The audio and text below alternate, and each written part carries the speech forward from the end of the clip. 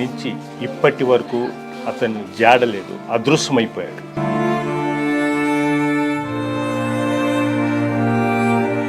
మీ భర్త గారు రవి అదృశ్యమై 35 రోజులు. మీరు అసలు ఏ విధంగా అనుమానిస్తున్నారు? మీకేమైనా అనుమానాలు ఉన్నాయా?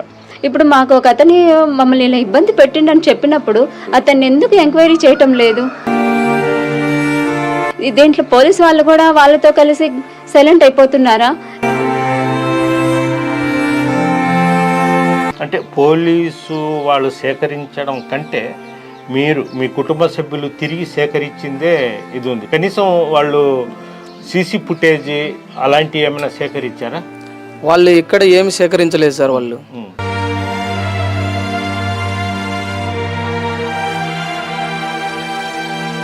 సైన్యంలో పనిచేసే ఒక చిన్న ఉద్యోగాన్ని వదిలేశారా? అదే అధికారి అయితే ఈ పార్టీకి ప్రభుత్వాలు గందరగోళం చేసేదంటూ కూడా కంటతడి పెడుతున్నారు. మేము నిరుపేదలమని వదిలేశారా అంటే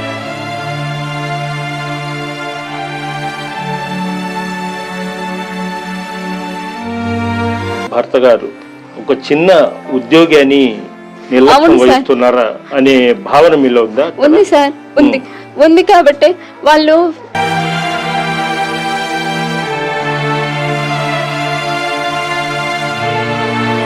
సతీమణి చెప్పడం కూడా ఏంటంటే యూనిట్ వాళ్లకు ఫిర్యాదు చేస్తే అతను ఇక్కడి నుంచి ట్రాన్స్ఫర్ అయ్యాడు, మనం ఏం చేయలేమన్నట్టు వాళ్ళు చెప్పారు. అదేవిధంగా పోలీసులు చూస్తే పోలీసులు మా పరిధి కాదంటున్నారు. ఇంకా ఏం చేయాలి?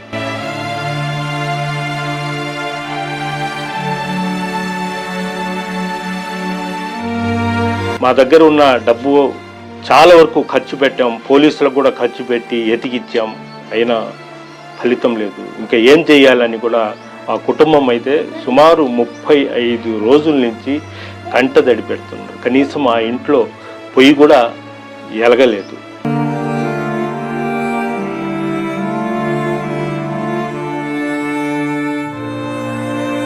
భారతదేశ సైన్యంలో ఒక జవాన్ అదృశ్యమైతే గతిలేని పరిస్థితిలో మనం ఉన్నామంటూ వాళ్ళు కన్నీరు పెడుతున్నారు.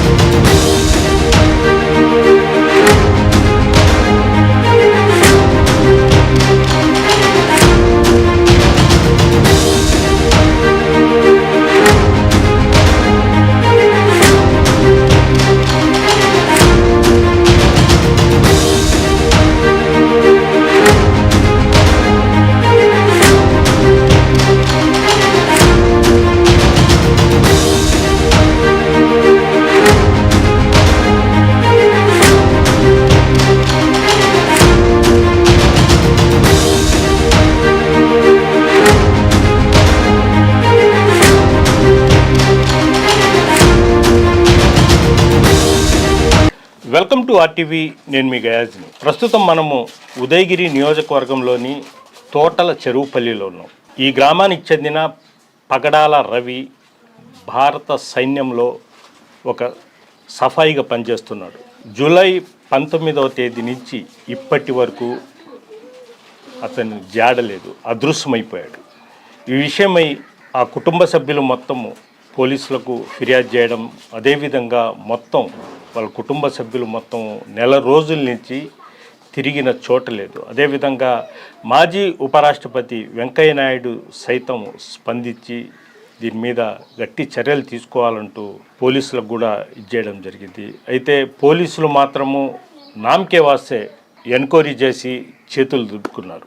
ప్రస్తుతం ఆ కుటుంబము ఇప్పటికి కూడా కంటదడి పడుతుంది. అంటే ఒక సైన్యంలో పనిచేసే ఒక చిన్న ఉద్యోగాన్ని వదిలేశారా, అదే అధికారి అయితే ఈ పార్టీకి ప్రభుత్వాలు గందరగోళం చేసేదంటూ కూడా కంటతడి పెడుతున్నారు. మేము నిరుపేదలమని వదిలేశారా అంటూ. ప్రస్తుతం వాళ్ళ కుటుంబ సభ్యులు ఉన్నారు. అసలు ఏం జరిగింది, వాళ్ళు ఎక్కడెక్కడ ఎతికారు, పోలీసులు ఏం చేశారనే విషయాలు కూడా తెలుసుకునేందుకు మనం ఆ కుటుంబ సభ్యులతోనే మాట్లాడదాం. మీరు అసలు అంటే ఇప్పటికీ మీ భర్త గారు రవి అదృశ్యమై 35 రోజులు, మీరు అసలు ఏ విధంగా అనుమానిస్తున్నారు? మీకేమైనా అనుమానాలు ఉన్నాయా? అనుమానం అంటే అదే సార్, ఆ సీసీ ఫుటేజ్లో కనిపించే వాళ్ళు ఎందుకని పోలీసు వాళ్ళు వాళ్ళని ఎంక్వైరీ చేయటం లేదు? దీంట్లో పోలీసు వాళ్ళ హస్తం కూడా ఉందా అనేదే నా డౌట్ సార్. అందరూ కలిసి ఏమన్నా చేస్తున్నారా, లేకపోతే మేము ఇప్పుడు డౌట్ ఉంది అని చెప్పినప్పుడు ఎందుకని పట్టించుకోవటం లేదు? వాళ్ళని ఎందుకు ఎంక్వైరీ చేయటం లేదు? ఇప్పుడు మాకు ఒక అతని మమ్మల్ని ఇలా ఇబ్బంది పెట్టిండని చెప్పినప్పుడు అతన్ని ఎందుకు ఎంక్వైరీ చేయటం లేదు అనేది మా డౌట్ సార్. దీంట్లో పోలీసు వాళ్ళు కూడా వాళ్ళతో కలిసి సైలెంట్ అయిపోతున్నారా, లేకపోతే వీళ్ళ చిన్న కుటుంబంలో వీళ్ళది పెద్దగా పట్టించుకోకూడదు అని అనుకుంటున్నారా? ఎందువల్ల పట్టించుకోవటం లేదని నేను గట్టిగా అడుగుతున్నాను సార్. ఇప్పుడు 30 రోజుల నుంచి మేము నరకం ఎక్కడుందో ఇక్కడ చూస్తున్నాం సార్. మా భర్త కనిపించక మాతో మాట్లాడక 30 రోజులు దాటింది సార్. ఎందుకని గమ్ముగుంటుంది ప్రభుత్వం నాకు తెలియటం లేదు సార్. మేము డౌట్ ఉంది అని చెప్పినా కానీ మీరు ఎందుకు పట్టించుకోవటం లేదో నాకైతే అర్థం కావటం లేదు సార్. ఒక మనిషిని కదా సార్ నేను అడుగుతుంది, నేను ఏమైనా వస్తువులు అడుగుతున్నాను. వాళ్ళు పక్కాగా చేశారు సార్. మాకు ఎటువంటి ప్రూఫ్ లేకుండా వాళ్ళు అక్కడక్కడే మొబైల్ని అక్కడక్కడే లొకేషన్లలో తిప్పి, అంటే మమ్మల్ని కన్ఫ్యూజ్ చేసేదానికి సార్, మేము వెతుక్కోవడానికి వెళ్ళాలన్నా కన్ఫ్యూజ్ చేసేదానికి కొంత సామాను బెంగళూరు పంపించి కొంత సామాను కనిపించకుండా చేసి అక్కడక్కడ లొకేషన్లలో తిప్పి ఎటు కన్ఫ్యూజ్ చేసేసి మనిషిని మాకు తెలియకుండా చేస్తున్నారు సార్. ఏ ప్రూఫ్ లేకుండా. కన్ఫ్యూజ్ కాకపోతే ఏంటి సార్? ఒక మనిషి ఒక తెలియని ఏరియాలో 4 కిలోమీటర్లు ఎలా తిరగలుగుతాడు ఒక రోజుకి? ఎలా అవుతుంది సార్ అది? ఇది అంత కన్ఫ్యూజ్ కాదా? కన్ఫ్యూజ్ చేయాలని కదా ఇదంతా చేసింది. ట్రైన్లో ఒక లగేజ్ దొంగతనం జరిగి ఉంటే బ్యాగ్ పట్టపోవాలి, దాంట్లో ఏమున్నాయని వెతికి కవర్లు పక్కన వేసి ఎవరు తీసపోరు కదా సార్. తీసపోయి వాళ్ళు బ్యాగ్ తీసపోవాలి కదా, ఎందుకు కవర్ పక్కన వేస్తున్నారు? ఎంత కన్ఫ్యూజ్ చేయడానికి కదా. అంటే అది బెంగళూరు నుంచి ఇక్కడ ఒక కెమెరా, అక్కడ ఒక ఫుటేజ్లు, ఇవన్నీ కన్ఫ్యూజ్ చేసే విషయాలా కదా సార్? మీరే ఆలోచించండి. ఇది పక్కాగా ఎవరు కావాలని చేసిందే సార్. దీన్ని ఎందుకు ఇంత నిర్లక్ష్యంగా చూస్తుందో నాకైతే తెలియటం లేదు సార్. మమ్మల్ని కన్ఫ్యూజ్ చేసేదానికి ఇప్పుడు ఖరగ్పూర్ ఎక్కడ, భద్రక్ ఎక్కడ, ఎక్కడి నుంచి బెంగళూరు ఎక్కడ, ఇవన్నీ డౌట్లు సార్. మీ భర్త గారు ఒక చిన్న ఉద్యోగి అని నిర్లక్ష్యం వహిస్తున్నారా అనే భావన మీలో ఉందా? ఉంది సార్, ఉంది కాబట్టి వాళ్ళు చిన్న కుటుంబం, మేము ఖర్చు పెడితే చేస్తున్నారే తప్ప పలుకుతున్నారే ఆ విషయానికి, లేకపోతే పలకటం లేదు సార్. ఇప్పుడు వెళ్ళి పోయి వచ్చిన తర్వాత కనీసం మీ కుటుంబం ఎలా ఉందని పోలీసు వాళ్ళు కానీ ఏమైనా చిన్న ఇన్ఫర్మేషన్ దొరికిందని కానీ ఎవరే కానీ పట్టించుకోలేదు సార్.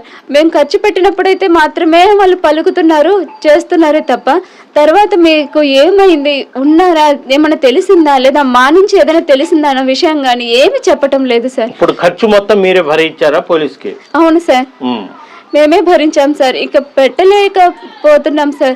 అందుకోసమే పోలీసు వాళ్ళని, ప్రభుత్వాన్ని అడుగుతున్నాం సార్. ఇంత మేము చెప్తున్నా కానీ ఎందుకు ఆ విషయం గురించి మాట్లాడడం లేదనేదే మాకు తెలియటం లేదు సార్. ఇప్పుడు మేము చెప్తున్నాం కదా, ఒక అతను 2 నెలల నుంచి ఇబ్బంది పెట్టాడని చెప్పినప్పుడైనా అతన్ని పిలిపించి ఎందుకు ఇంత ఇబ్బంది పెట్టాల్సి వచ్చింది అన్న విషయం గురించి పోలీసు వాళ్ళు ఎందుకు అడగటం లేదు? అతను ఎంత బాధపడ్డాడో అని. ఎవరు ఆ వ్యక్తి? ఎవరు ఆ వ్యక్తి? ఈ ఊరే సార్, ఈ ఊరే. ఆ అబ్బాయి పొలం విషయంలో తనని చాలా ఇబ్బంది పెట్టిండు. ఆ విషయం నాకు చెప్పేవాడు సార్. చెప్తున్నా ఇప్పుడు మేము ఆ విషయం పోలీసు వాళ్ళకి చెప్పి నా అబ్బాయిని పిలిపియండి, ఎంక్వైరీ చేయండి, ఎందుకు అంత ఇబ్బంది పెట్టాల్సి వచ్చిందని నేను చెప్తున్నా కానీ ఎందుకు పట్టించుకోవటం లేదు? మా బాధ ఎందుకు వాళ్ళకి అర్థం కావటం లేదు, మాకు తెలియటం లేదు సార్. మేము మనిషి కనిపించక ఇంత బాధపడుతుంటే పోలీసు వాళ్ళకి కనికరం లేకుండా పోతుంది సార్. అసలు ఏం జరుగుతుంది, వాళ్ళు ఎందుకు పట్టించుకోవటం లేదన్నది మాకు అర్థం కావటం లేదు సార్. నాకైతే ఎక్కువ అక్కడే డౌట్ సార్.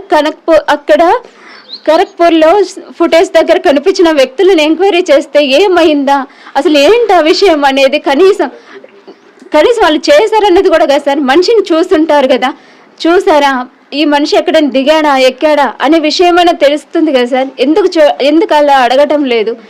చేశారన్నది మీరు ఎంక్వైరీలో మీకు తెలుస్తుంది కదా, ఎందుకని గమ్ముగుంది పోలీసెస్ వ్యవస్థ? ఎందుకు గమ్ముగుంది? గవర్నమెంట్ వాళ్ళు ఇప్పుడు నేను అనిత మేడం అడిగాను.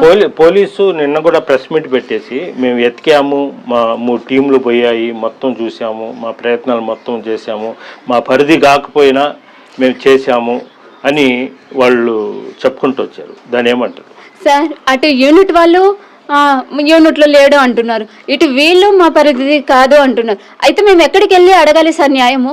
ఎక్కడికి వెళ్ళి అడగాలి మీరు చెప్పండి. నేను ఇప్పుడు డ్యూటీలో ఇప్పుడు ఇదే పరిస్థితి ఇంకెవరికైనా వస్తే ఏంటిది? ఇలాగే మీరు ఉంటారా? ఇప్పుడు యూనిట్లో ఉంటున్నా కానీ యూనిట్లో ఉంటే మేము చేసేవాళ్ళమని వాళ్ళనే, ఇక్కడ ఒక పరిధి కాదని మీరు సైలెంట్గా ఉంటారు. మరి ఇప్పుడు ఆ మనిషి ఎలా రావాలి? ఎవరిని అడగాలి? మేము ప్రభుత్వాన్ని అడగల్లా లేదా? అంటే మీకు మనుషులంటే లెక్క లేదా, లేకపోతే పేదవాళ్ళంటే లెక్క లేదా? ఎందుకని సార్ ఇంత నిర్లక్ష్యము? మేము ఇన్ని రోజులు